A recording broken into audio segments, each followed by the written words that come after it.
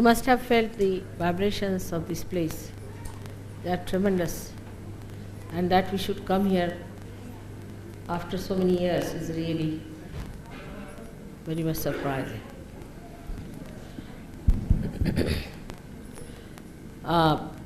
This place has a great connection with me as such because my forefathers ruled in this place and this was the capital of Shalivahanas. It's called as Pratishtha, but then they made it easier as Paithan. They were the rulers here for thousands of years. And they are the ones who started this Shalivahan dynasty. Actually, they called themselves the Satvahan, means 7 Vahanas. They represented the 7 Vahanas, or the 7 chakras. It's surprising how it is so sahaj. After that, there was a great poet, as you know about him, Ganeshwara. Came here, he was born very close to this place, who was here for quite some time. And there was one fellow who was a very supraconscious person who challenged him. His name was Changdev. So he said that, what do you have with you to show that you have got God with you? And there was a male buffalo with him, male buffalo, which was just walking on the road. And Ganeshwara made that buffalo say Veda mantras.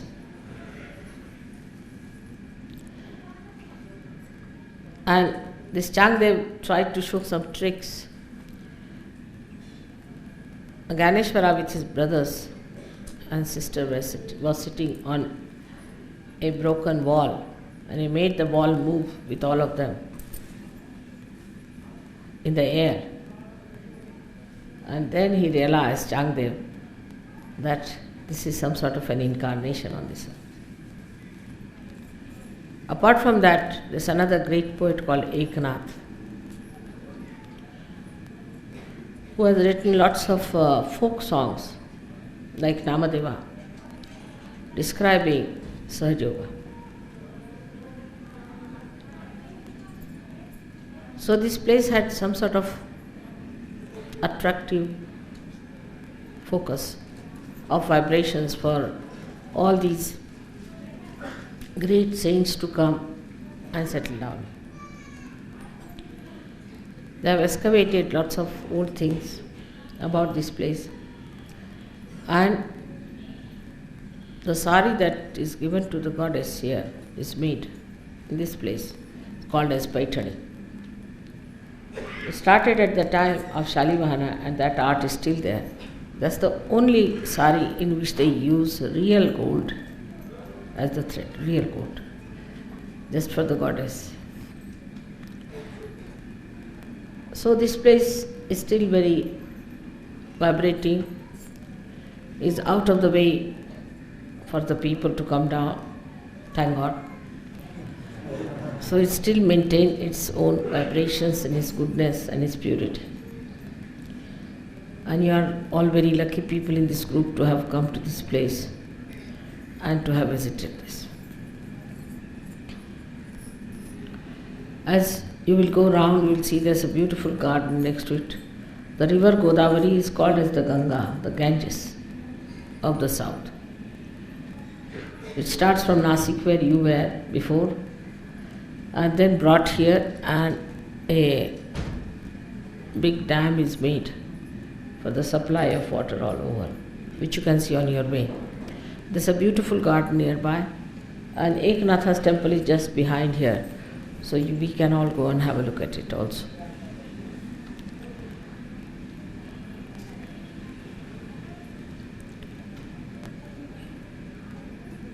I'm happy you went and saw Ajanta caves. Should show you how people were dedicated to build all that in 10 centuries. They had not seen Buddha at all. Buddha never came to the south of India. Just believing in Buddha, what work they did, what sacrifices, how they built it. They had to go through very difficult times because there was no water, there was no communication, nothing. And they used the stones you must have seen there of different colors and different hues, which are created by Mother Earth. And when you break them inside those egg-like stones, you get beautiful semi-precious stones. They dissolved them into some sort of an indigenous solvent and used it for painting. And that's how the paintings are today surviving. You can't see without lights, so how they must have painted it at that time. What sort of eyes they must be having. Their dedication gave them this power that they could build it. They carried on for 10 centuries this work.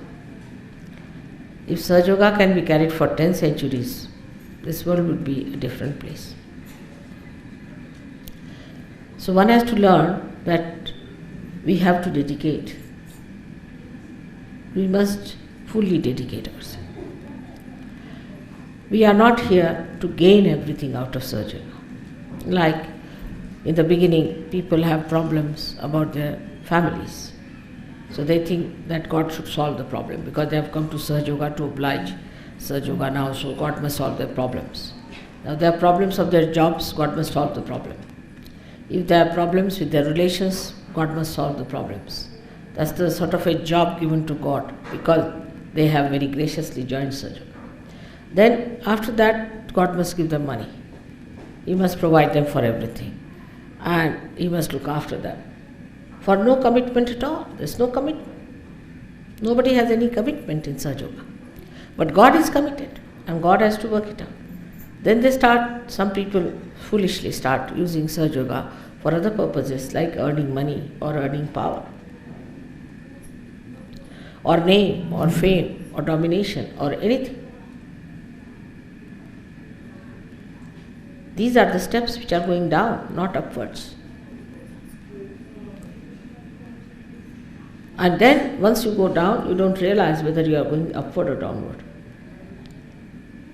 So in dedication, one has to see, what have I dedicated for Sahaja?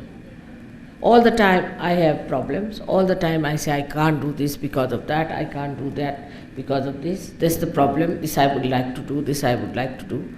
All the time there's an I, and I. But what have I dedicated? What time have I given to Sahaja Yoga? How much money have I given to Sahaja Yoga? Nothing at all. People don't even take leave for Sahaja Yoga. They can't do anything for it. These people not only took leave, but permanently went and settled in that place, in that far-fetched place, without any machinery, without anything. They did that whole painting and the whole excavation and all that, the entire work of such a tremendous volume that is impossible in these modern times. Nobody can recreate something like that with all your machinery, with everything, because people don't have dedication. So for Sahaja Yoga, we have to put ourselves onto a point. What did I do? What did I sacrifice for Sahaja Yoga? Nothing. It's only for my own child, or maybe for my wife, or for myself, or for my job, or for something. What is our commitment? And without commitment, purity cannot come in. It will go up and down like a yo-yo. We are committed to Sahaja Yoga. If there are even 5 people who are really fully committed to Sahaja Yoga, it can be built up that way.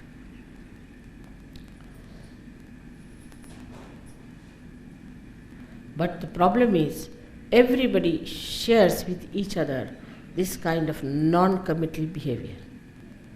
And that's something not good. Committed means, even if we have to give our life, we should do it. Even if we have to give up everything, we should do it. But all other considerations are to be taken there. Everything should work out. So all should be joy all the time.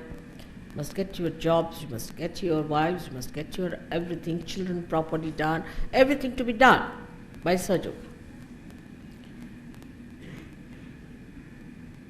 And when this commitment will start, I am sure Sahaja Yoga will spread like anything. Even falsehood, when people are committed, like you see in all other religions, every religion, they did that. And how much it has spread. Of course, Sahaja Yoga is blessings, is blissful. It blesses you all the time. It gives you a very long rope to hang you also sometimes. One must know. That's a blessing of that kind also. So one has to be very, very alert that God has chosen us for such a special work. And we have to be fully committed to Sahaja Yoga. All those who are wise will take to this and understand that the life is only worth this. Otherwise it's useless. It's good for nothing. It has no meaning. And this has to come first from the leaders and then from others. Complete commitment to Sahaja Yoga.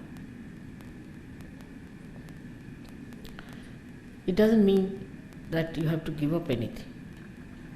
For my sake, you don't have to do anything.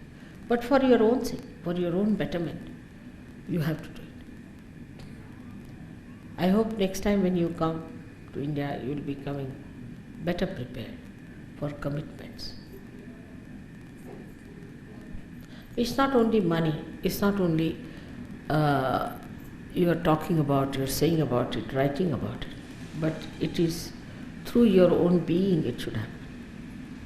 You all should become the source of energy that I want to emit all over the world. That light which is going to enlighten. No amount of artificiality is going to work it out, but complete genuineness within you. Look at these saints. They had nobody, didn't have mother to help them. This Ganeshwara's life, if you read, you'll be shocked. He didn't have even shoes to walk. He was treated so badly because his father was a sannyasi and was married. So they said that these are the children of a sannyasi. They had no food to eat. They had to walk for miles together, bare feet.